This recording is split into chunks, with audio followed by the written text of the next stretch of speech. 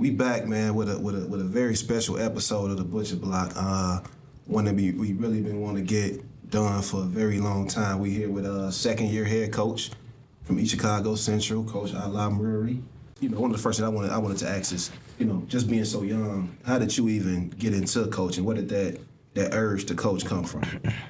Man, the biggest thing is like when you're around really good people, right, and when you're around people that are full of knowledge. To put it in perspective, when I was at Griffith, graduated in 2018, played under Coach Gary Hayes. Okay. And then ultimately played my senior year under Coach Gordon. Okay.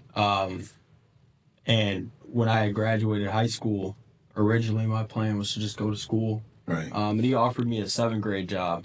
And at that time, I had no urge to coach. I didn't even really know much about coaching. Just getting in that gym with those kids and seeing basically the impact that you can make on lives, and how basically we got like mid-season that 7th grade year, and I really started to notice that it's bigger than basketball. Right.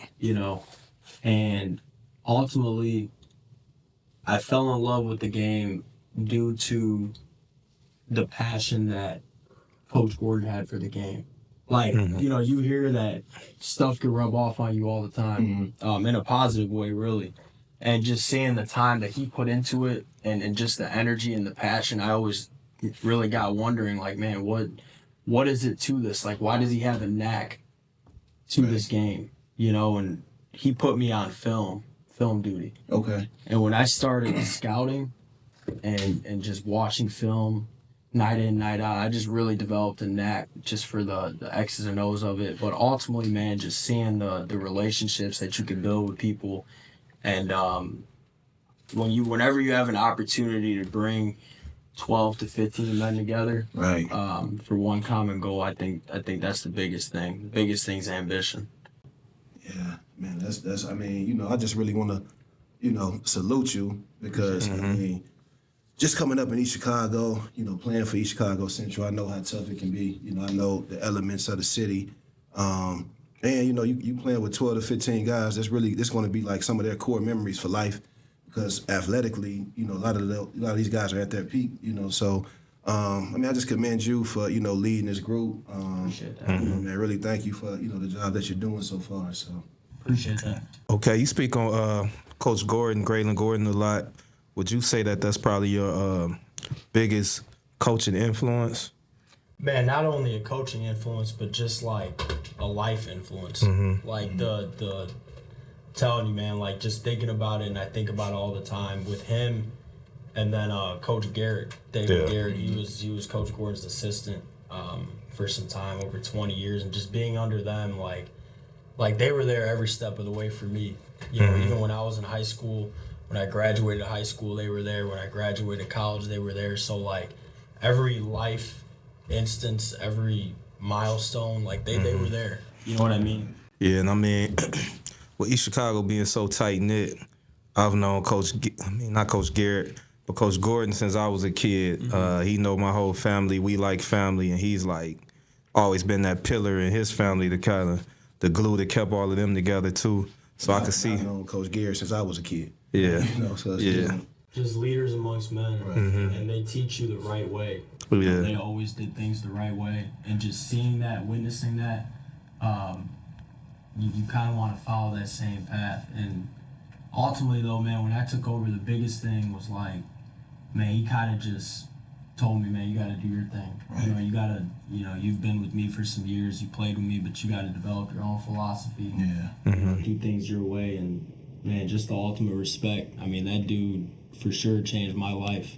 Yeah, and I think the respect that we have for Coach Gordon, we trust his judgment. So it was automatically like, it wasn't no question, and it was like if Graylin co-signing him, we riding with him. 100%. You know what I'm saying? And I want to pivot a little bit because as many people know, we have our own mentoring company, and when you work with teenagers, young men, a lot of times you spend so much time pouring into them.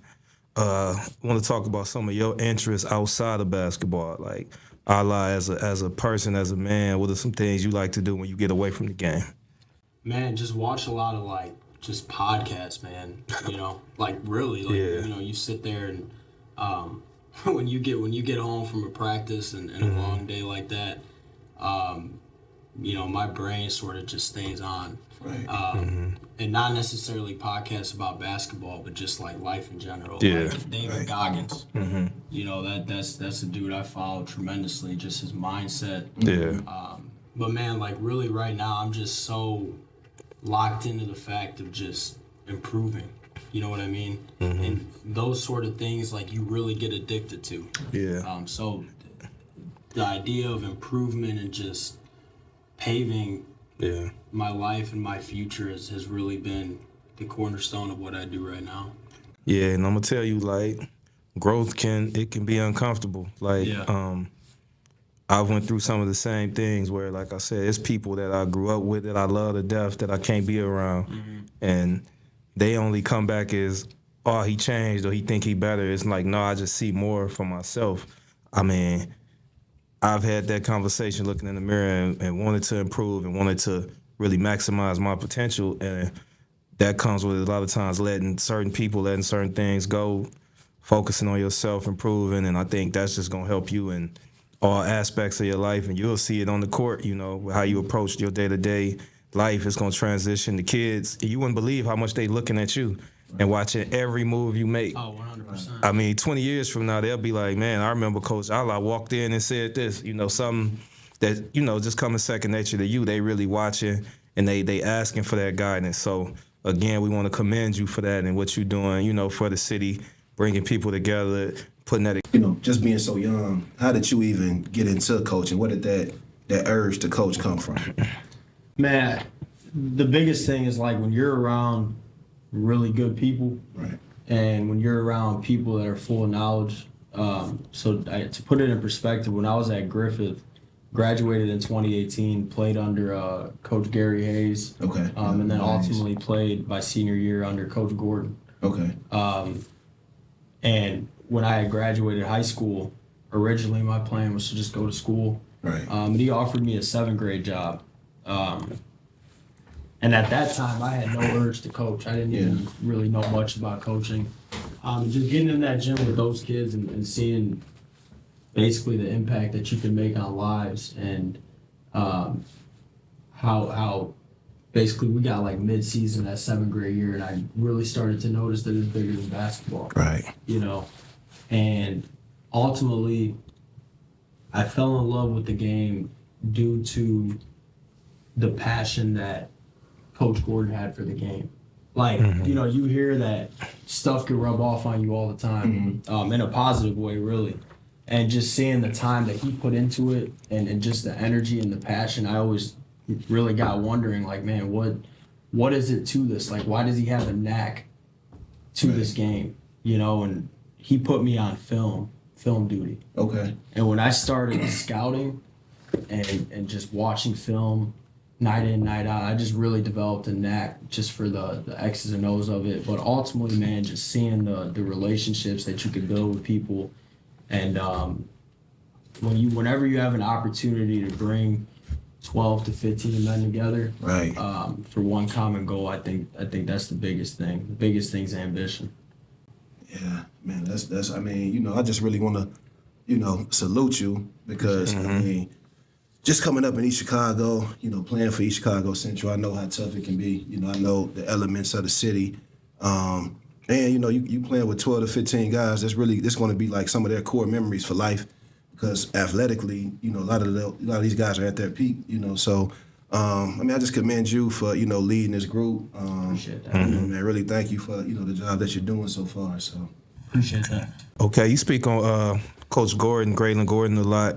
Would you say that that's probably your biggest coaching influence? Man, not only a coaching influence, but just like a life influence. Like the telling you, man, like just thinking about it, and I think about it all the time with him. And then Coach Garrett, David Garrett, he was Coach Gordon's assistant for some time, over 20 years, and just being under them, like they were there every step of the way for me. You know, even when I was in high school, when I graduated high school, they were there. When I graduated college, they were there. So like every life instance, every milestone. Like they were there. Yeah, and I mean, with East Chicago being so tight knit, I've known not Coach Garrett, but Coach Gordon since I was a kid. He know my whole family. We like family, and he's like always been that pillar in his family, the glue that kept all of them together too. So I could see. I've known Coach Garrett since I was a kid. Yeah. So Just leaders amongst men, and they teach you the right way. Yeah. They always did things the right way, and just seeing that, witnessing that, you kind of want to follow that same path. And ultimately, though, man, when I took over, the biggest thing was like, man, he kind of just told me, man, you got to do your thing. Right. You got to, you've been with me for some years, you played with me, but you got to develop your own philosophy. Yeah. Do things your way, and man, just the ultimate respect. I mean, that dude for sure changed my life. Yeah, and I think the respect that we have for Coach Gordon, we trust his judgment. So it was automatically like, it wasn't no question, and it was like if Graylin co-signing them, we riding with him. 100%. You know what I'm saying? And I want to pivot a little bit because as many people know, we have our own mentoring company, and when you work with teenagers, young men, a lot of time you spend so much time pouring into them. I want to talk about some of your interests outside of basketball, like Alaa as a person, as a man. What are some things you like to do when you get away from the game?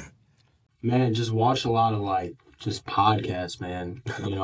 Really, you sit there and when you get home from a practice and a long day like that, my brain sort of just stays on. Right. And not necessarily podcasts about basketball, but just like life in general. Yeah. Like David Goggins. That's a dude I follow tremendously, just his mindset. Yeah. But man, really right now, I'm just so locked into the fact of just improving. You know what I mean? And those sort of things, you really get addicted to. Yeah. So the idea of improvement and just paving my life and my future has really been the cornerstone of what I do right now. Yeah, and I'm gonna tell you, growth can be uncomfortable.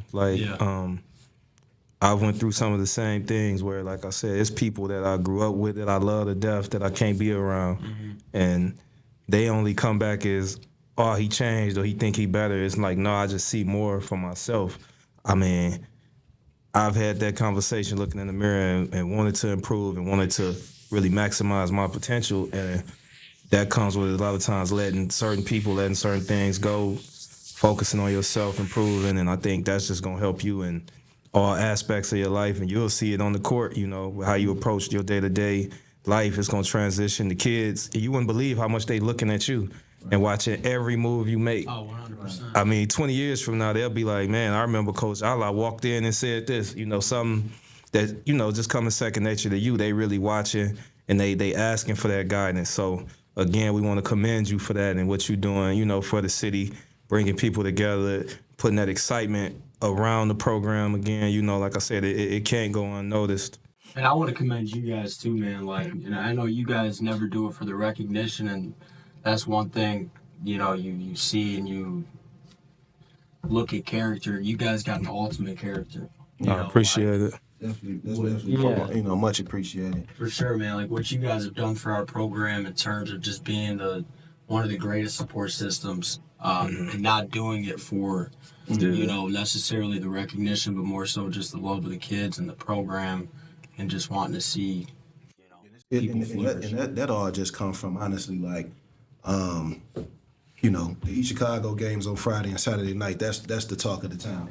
It always has been. So just being able to, stay connected to the program, be a part of the program in any capacity, is always a pleasure. Especially if you have, the means, the time to do it, it's always a pleasure. And just to piggyback off what Keon said, man, just, sitting back, in the stands and watching you and watching how, you actually close in age to some of these kids, but watching how you separate that. You're not one of them. Yeah. You still, coach, they still respect you like that. So, man, that's an amazing job. So, Appreciate that, just speaking on Coach Gordon and Coach Garrett, and then following up, in a city like East Chicago with, such a rich, basketball tradition. Have you really felt any pressure, in the job so far?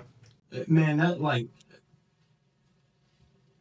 basically the biggest thing is I put pressure on myself, and I don't know sometimes if that's a good or a bad thing, but when I got this opportunity, man, I told myself, like, 6 years ago, I was in high school. Right. Like, to put it in perspective, I was a senior in high school. I got a memory when we actually went to go play Griffith. 6 years ago was my senior night. Okay. So I would have never imagined or pictured being in this position right now, and that's why I'm grateful, I'm humbled. But it's also an understanding that, like, you don't get these opportunities all the time, and you can't mess them up. But being a freshman in high school, I came over to the East Chicago Griffith game, and I mean, it was roughly 7,000 people here. Yeah. And I go back and I think about those moments all the time. And at that moment, I knew, like, man, like, this place is for real. Right. You know what I mean? And we got spanked by third. You know what I mean? We were like number two in the whole state, Class 3A, and East Chicago was real loaded that year. Yeah. And they just smacked us. So just seeing the tenacity and how, like, emotional people are about East Chicago basketball, like, that's instilled a whole nother motivation in me. And I kind of asked about pressure because, like I said, being from East Chicago, I do understand sometimes expectations can be a little bit unrealistic. Yeah, like, they we be really unrealistic. feel that we should go to state every year. It's hard. Yeah. It's real hard. We just don't understand how hard that really is. Like, And as soon as that 07 run, it's like you don't really understand how hard that really is. Yeah, as soon as a kid averaged 15, they like, he going to the league, he the next one.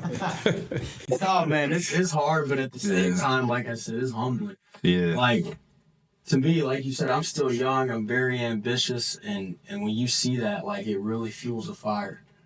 Regardless of how I may feel sometimes about the expectations, we're always gonna have an expectation to be successful and ultimately revive a dynasty. Right. 'Cause that's how I felt. I mean, when I go back and do my research on the East Chicago Washingtons and Roosevelts, and that was like a dynasty. Yeah. You know what I mean? Like, every year they were bringing something in. Yeah.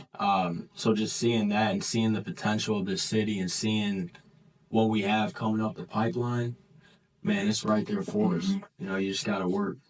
Now, speaking of the pipeline, I know we've been trying to kind of develop like a feeder system. What's some of your long-term plans for the program? Yeah, so, man, right now we the biggest thing was bringing biddy ball back. So we brought biddy ball back, and we had 143 participants. Okay. This first year. Man. Yeah, we dressed about 14 teams. That's fire. And that alone was like the biggest step. Yeah. So now we have that secured, and we'll obviously do that every year. Now the next step is taking those kids from biddy ball and putting them in AAU. So this March, myself along with Coach J.O. and Coach Joe and the rest of the crew, we're going to start an AAU program and call it Junior Cardinals Elite. Okay. So we're going to start that in March. So then at that point, I mean, our whole thought process on that is, like, if you can get these kids playing 365 days a year, where they're going from biddy ball to school ball to AAU back to biddy, like, you're developing not only a passion but a certain focus level at a young age for these kids, and I think that's what's most important. And you also developing chemistry amongst them, amongst their families. When I was growing up, the guys that I eventually played high school ball with, we met in the third grade playing biddy ball. Yep. They knew my parents, I knew their parents. So growing up, the city kind of divided, Harbor, Calumet, EC, but that core group of guys that met doing biddy ball, we brothers for life. Like, we could never go against each other. I don't care if my friends didn't get along with their friends. Yeah.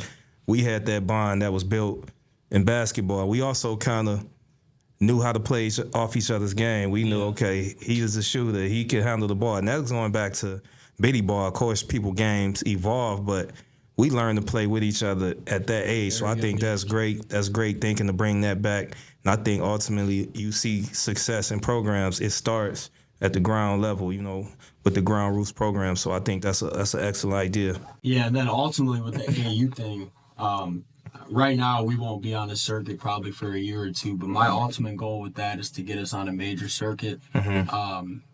Because with our AAU programs, that'll be free reign for us high school coaches because we won't be coaching high school kids in terms of AAU, which is illegal. But just having third, fourth, fifth, sixth graders out there and knowing the talent that we have, just maximizing not only on the talent, but the developmental piece. Like that's our biggest thing as a coaching staff right now is teaching these kids how to play the right way at a very young age. And when you speak of feeder, man, like our senior group right now, they're probably the first like true feeder that I've seen since I've been in EC for five years now. They've been playing together since most of them been at Washington. Yeah. And they go to block. So I think that's what's most special about this group currently, this senior group. They've been together for some time. Yeah, and I think that's a direct correlation with success. Like I said, the chemistry they probably developed playing together for so long, that's ultimately that's going to get us the results on the court. 100%. Yeah, so, I mean, just speaking of that group, those guys heading into being seniors, coming off of, a 20-win season, a 16th sectional title for East Chicago, the first sectional title since 2017. What was that feeling like, in your first full year as a head coach? What was that feeling like, achieving that type of success that early? Man, it felt, truly amazing. And in that moment, I just felt like it was way bigger than me in that moment. Yeah. Not only the work that I put in, but, my coaching staff, I can't speak enough about them. Mm-hmm. Like, I put in a lot of work, man, but them dudes, they don't stop. Like Coach Joe, Coach J.O., specifically in the summertime, man. Like, shout out Coach Joe, shout out Coach J.O. Yeah, for sure. Yeah, for sure, man. They never stopped. Yeah. Like from when the season was over, it took them 4th, 5th, 6th graders. They were practicing like every day with them kids. Yeah, and I think knowing J.O. for years, working with them kids gave him a second life, a second purpose, something he can really, call his own and that he passionate about. Man. And I think them kids helped him just as much as he helps them. Yeah. No, they're real passionate, man. But all of us, man, like it's a really good chemistry between the whole staff. And that's the biggest thing I was looking for coming in. Guys that could relate to our kids. Yeah.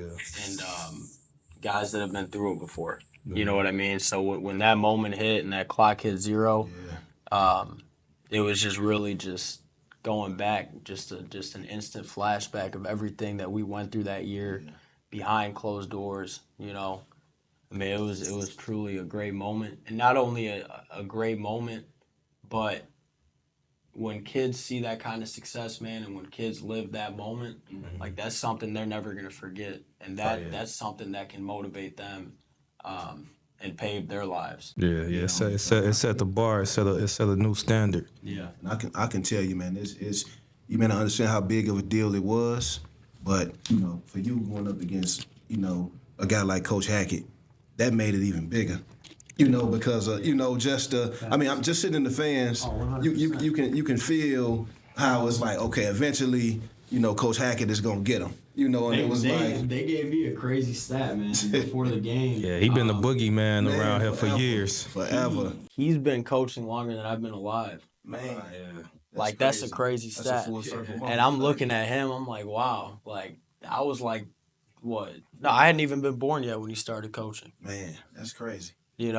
So, and his teams are always super disciplined. Like, when we drew them in that championship game, early on in that year, we went to Munster and handled business pretty well. I think we won by double digits. But when we drew them in that championship game and they came off of a hot Lake Central win, I knew it was definitely going to be a game. And his kids, he's been doing it for so long, man. And he get the most out of his kids. His teams are prepared. Like, those kids came out. We weren't the only ones that played in front of 5,000 people. His kids handled it very well. And ultimately, it came down to a tip-in. Okay.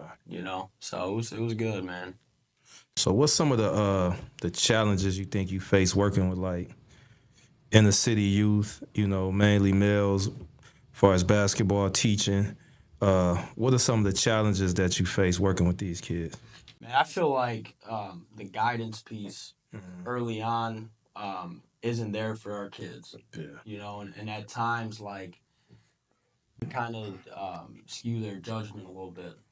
But with that being said, like just being around them and knowing those challenges in a way, like you sort of have to seek a vision out for them, even if they don't see the vision. Yes, And they got to develop that trust to really 100%. open up to you.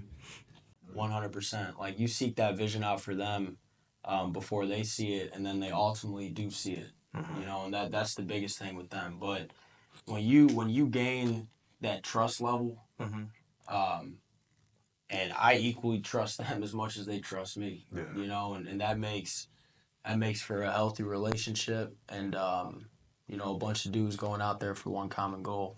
And a lot of times, just coaching in the inner city or just being a positive figure in the inner city. A lot of times you playing big brother, you playing uncle. Yeah. Sometimes you might be playing father figure. As to other coaches, they can just come in. And you know what? I just come in to coach. Yeah. But that should be commended too, because you're actually taking on a few different roles. As the coach and the leader, of a school like this. So Yeah, and one thing we're gonna do, man, is we're gonna partner with Foundations this year. So last year, all our seniors got a scholarship through Foundations of East Chicago. We plan on continuing that every year. right. But we're gonna do, a lot of different tables, quote unquote, they call them, where they'll come in and one day we'll have a financial literacy session. Yeah. One day we'll have a fine dining session. One day we'll have a mock interview session. Just those like basic life skills that we want these dudes to have when they go on in the real world, man. Because a lot of our kids are really playing their cards right now, and then they have a chance to do some really good things when they leave from here, and hopefully pave the way for themselves. Yeah. Yeah, that's super dope, man. Yeah. That's super dope. Just with all of that in place, how did you feel? You guys, kind of prepared over the summer. Do you feel you guys had a good summer? Do you feel like you guys were focused and ready for the upcoming year? Yeah, I felt like our summer, man, like when you get an opportunity in June, we played 22 games in the month of June. So that's like, to put it in perspective, that's a whole season in a month. Yeah. So we really kept them dudes playing all summer. And they not only did they play, but they got a chance to see some cool things. They went down to Central Michigan, saw what college campuses are like, went down to Purdue, went down to Charlie Hughes. So they saw a lot of competition, but they also gained a lot of insight on life in general. Yeah, you creating memories for them. Yeah, 100%. So when they see stuff like that, I think it's another added motivation. But no, they played a lot this summer, man, and as close knit as this group is, obviously some things do change with Jamel Rich graduating, who was a phenomenal player.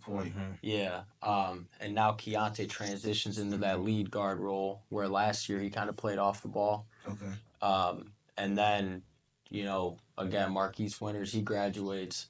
So a couple moving pieces that shapes our team up a little bit differently that you got to figure out early on, and we'll have some struggles, I feel like, early on in terms of those moving pieces. Right. But ultimately I think with the core group that we have coming back, who were all a part of last season's success, and all had something major to do with it, I think that shapes for success early on. Is my hopes. Yeah. I mean, so just what you speaking on you losing Jamel Rich and Keontae taking a bigger role. Have you seen anyone else who maybe didn't have that role last year kind of step up over the summer, and you're expecting them to kind of take a bigger step this year? Man, Marquise Winters is little brother Joseph Okay. Watkins. I heard a lot about. I heard his name a lot. Man, he spurted from like 5'11" to 6'2" over the summer. Oh yeah. Yeah, and he's just he's tough, man, just tough as nails. He's gonna really take that role on and be a defensive stopper for us this year. And a transfer in Jamari Pollard, Okay. who led Bowman over there in scoring. he's gonna play a major role for us. And the thing about Jamari, like that's how I see this program just shaping together because that's an East Chicago kid. Mm-hmm. You know what I mean? He played at ECUA when he was in middle school and then went to Block and then ultimately came back home. You know, and just seeing him come back and um, molding with those guys, what he's gonna bring is special. That's big even hearing that because, you know, a kid coming back because I think, you know, what really happened in that time span where we wasn't really, you know, really wasn't EC, you know, it was a lot of changes in the city. Yeah. You know, that's what really affected, you know, our program. So, I mean, just to hear that a kid who was an EC kid coming back home because, you know, just coming back and going to games and people would tell me, you know, such and such is an EC kid, but he's playing at Morton. Such and such is an EC kid, but he's playing at Hammond. You know, it's good to hear like kids coming back to EC and just coming back to their roots and, you know, it's kind of going from there. Yeah, and man, I'm telling you, like the kid is like phenomenal. Like just a great kid too, like great character, just ready to work.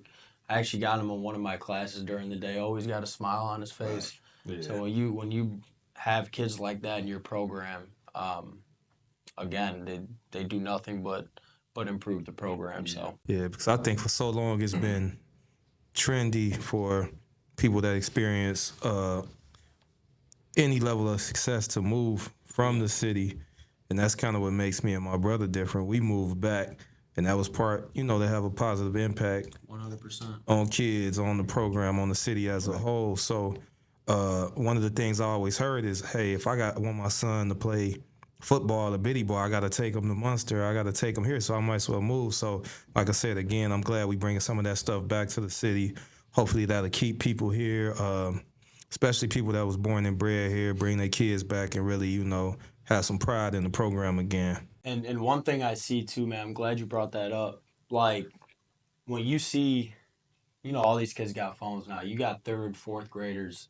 Anytime Dominique or Yamari posts something on IG, they're sharing it. Yeah. You know, when you see little stuff like that, yeah, Level. and at that point you're like, okay, man, this is really starting to shape up. You know, and then knowing, like, we made it our goal to like learn all those kids' names on a first name basis. Like a lot of people don't understand how that affects the youth Yeah. in a positive way. Like when they're looking up to somebody and they can't wait to be a part of something, and you may not know them on that level, but just to know their name at that level, that does something to a kid. So you know, we see make them feel important, make them feel valued, especially by people that they looking up to. 100%. You know, that you even took the time to know who they are. It's kind of like when people meet celebrities, you know.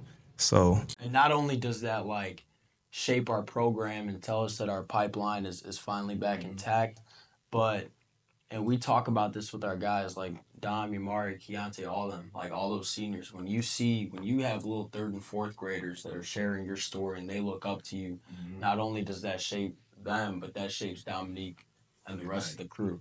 and I mean, it also looking up to them. it holds them accountable too because it's like you got to watch what you're doing because these kids is watching you. And I mean, you technically a child yourself, but you was given the talent, you worked to be in this position, so with that comes some responsibility. Yeah.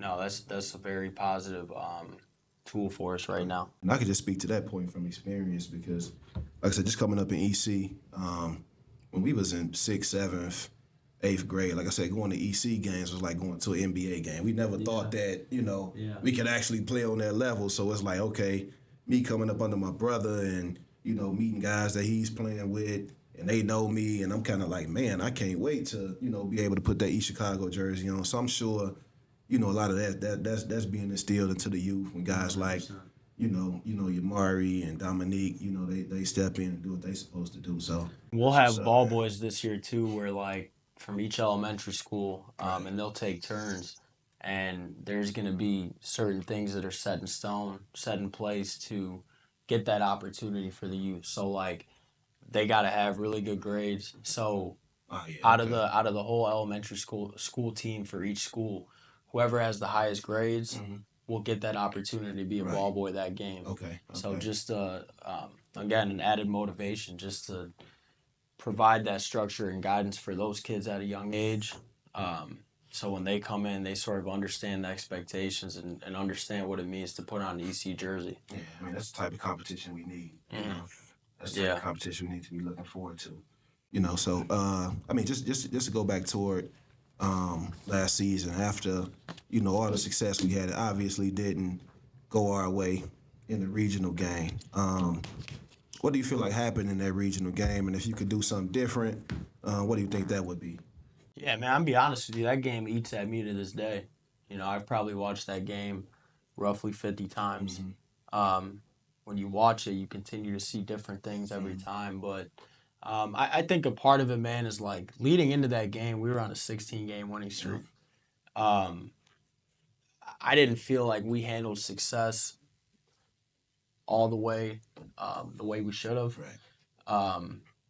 But at the same time, like there were certain things that got exploited that game that, for example, in like the last couple games of the regular season and then in sectionals, like we were doing some things that our talent was able to mask. And that late in the game is sort of staying healthy and adjusting. So we tried to adjust as much as we could, and we knew that we had certain areas that we had to work on, and we just had to maximize on improvement at that point going into that game.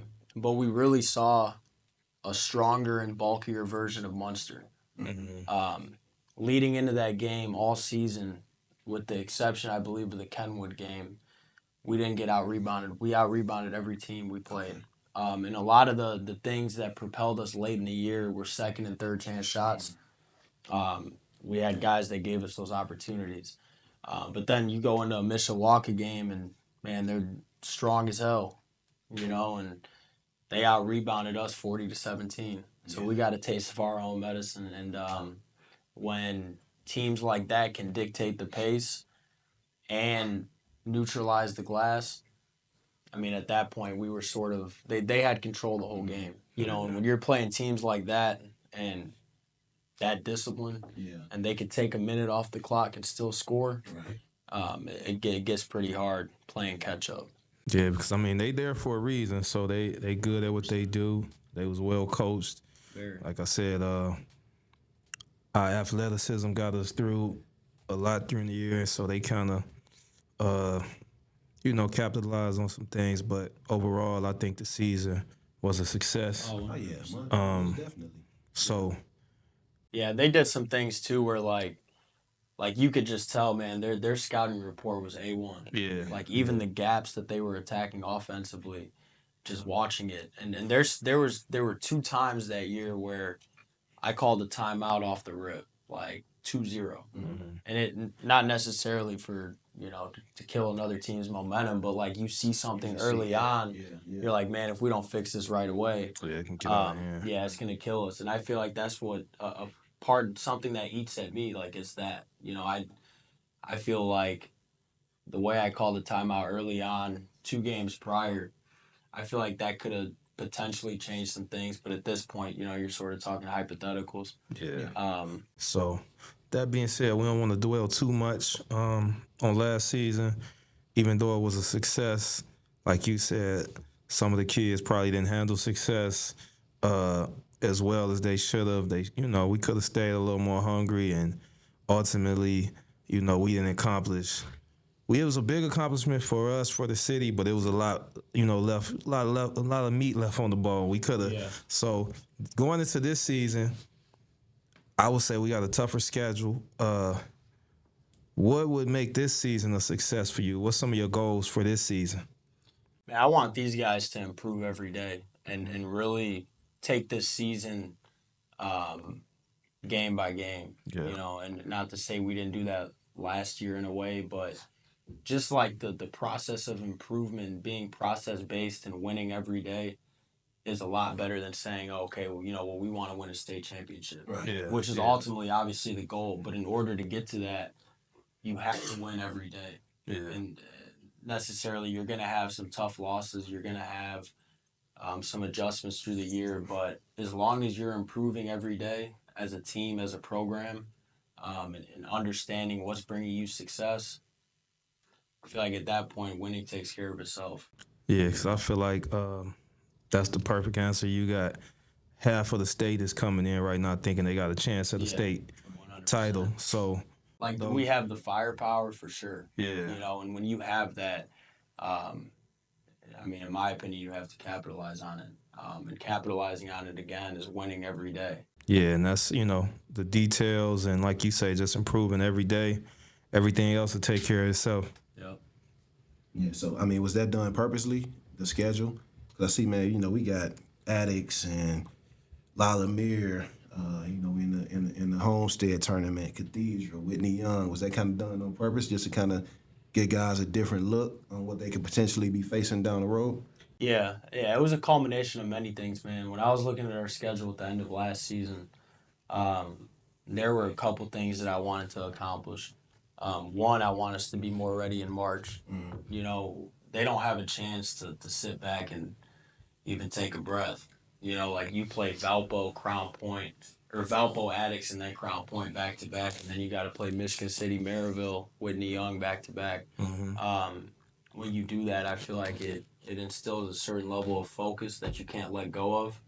And if you let go of that focus, you're definitely going to find out what happens. Yeah. You know, but not only that, adding those teams like Whitney Young, Crispus Addicts, Cathedral, the Homestead tournament, and I think our guys deserve just as much of an opportunity to get downstate recognition than anybody else. You know, especially when you got guys that can really play. And that was sort of putting a schedule like that together comes with a certain humbling but level of arrogance. Yeah. You know, like when you got some guys that you feel like are not necessarily getting the recognition or maybe getting underlooked, the only way to fix that is to go down there and play. You know, and I know traditionally East Chicago has went down state and played many, many games. So we're trying to bring that aspect of it back as well. Yeah, because I know for myself personally, in high school, we went down and played Penn State, Ben Davis rather, Ben Davis. in Indianapolis in football, and they had a top tier program at the time. Had several Division I players. Our football program was good, but not great. We lost the game 52-7, but I played well, and Ben Davis's coach ended up reaching out to the University of Toledo on my behalf and was like, "Hey, y'all got to check out this kid from East Chicago," and that's what got the interest from University of Toledo in me. So just putting them kids on that stage, you never know who might be watching. They could be there, of course, watching kids on the other team. That might lead to some of our guys getting a look and getting scholarships and whatnot. That's the goal too, man. Like you want to win and you want to have success in the moment, but ultimately it's about what you can do to help guide these young men and get them opportunities to just do something special. And that's the ultimate goal, find ways to generate success for these guys on a long-term level. Yeah. So We did a lot of talk today about basketball, got to know you as a person. One thing we haven't touched on is career-wise, what you're doing in the school as a teacher. Could you speak on some of that, subjects you teaching and some of, how your day-to-day life looks, at the school? yeah, for sure, man. I originally graduated from Purdue Northwest in 2022. I got a major in finance and accounting. And through that whole time, I was coaching still, but obviously part time in a way, because as an assistant, it's not as demanding. But when I had gotten the head coaching job middle of the season that one year in 2022, I was working at Cleveland Cliffs doing corporate taxes and finances. And the day to day at that point, it was bad. Yeah. You know what I mean? Like you're working crazy hours and then you're hitting the gym, leaving the gym, going back to work. So that's really all I knew. One day I fell asleep at a stoplight. That's the part I didn't tell you guys. Yeah, I fell asleep at a stoplight. I told myself like the money was great, but to me, man, it's really never been about that. The one thing we're talking about in my class right now is, can money buy happiness? Right. I don't think it can. So I at that point I decided to just make a complete pivot and go from Cleveland Cliffs, so the corporate world, essentially into teaching. And when I went into teaching my first year, I was in special education. Got a chance to connect with some really, really great individuals and adults, and worked in a great department. But ultimately wanted to get into something that is, in fact, my background. So this year I pivoted into CTE, which is Certified Technical Education, teaching marketing classes, college career prep, things along those lines. So just being on that side of the building, not only is it fun interacting with like all students, not you're not just seeing and connecting and developing relationships with your basketball players, but essentially the whole school population. So being on that side has helped tremendously. It's a great schedule. I got a couple of my guys in my classes, so you connect with them on that side of the building, make sure they're doing what they're supposed to do, and it pans out for some success. And I mean, ultimately, it's self-fulfilling, to see, the finished product when you working with these kids, teaching, coaching, helping them in all aspects of their life, and to see them, go on to be successful. And The major thing, I don't even feel like I'm at work. yeah, Right. That's the biggest thing, and that's what's the most fulfilling about it. Right. Is it almost feels as if like this is just your day-to-day life. And the outcomes too. Yeah. Because 7, 8, 9, 10 years from now, your kids pull back up on you and have a wife and kid and went on to be successful. I mean, they let you know that what you did never was in vain. So, I mean, so with that said, man, we didn't pretty much went through the whole story, man. We're really looking forward to this year. Want to wish you all of the success, all of the luck. I mean, we know you're gonna do well. If you can, could you shout out, kind of your socials, how everyone can follow the East Chicago Boys program? Where we can go to get that information. Yeah, man. On IG, it's East Chicago basketball. Twitter, East Chicago basketball, and then my personal social. I'm connected to a lot of that media. It's just Coach Alaa Mroueh. So we just launched our IG page. About a month ago, a month and a half, and we've got some cool stuff on there so far. We're looking to do some good stuff on there this year. So definitely stay tuned. Any other closing remarks before we wrap it up? Nah, man, I'm excited. I'm excited to see you guys at the games. Yeah, for sure. Definitely be there, man. Gear you guys out, and we're looking forward to it. Okay, well, yeah, man. Again, we thank you, man, for all your contributions to the city, all the great things you're doing. Need more people like you. Appreciate and continue to lead, man. Continue to be blessed, and you have our full support. Again, just thank you for coming through, man, sharing your story with us. Appreciate you extending your time to us, man, because you didn't have to do this, man. So really appreciate it, man. Yes, sir. All right, we out.